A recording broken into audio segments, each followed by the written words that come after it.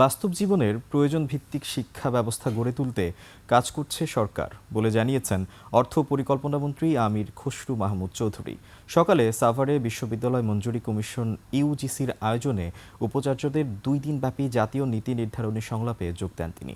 এ সময় আরও বলেন, শিক্ষা খাতে ইতিহাসের সবচেয়ে বড় বাজেট দেওয়া হয়েছে।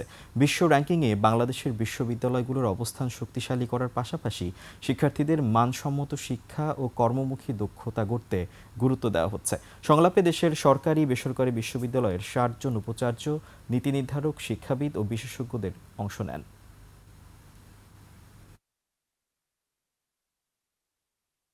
শিক্ষা খাতের সবচেয়ে বড় বাজেট বাংলাদেশের ইতিহাসে শিক্ষা খাতে এত বড় বাজেট কোনো সময় হয় না।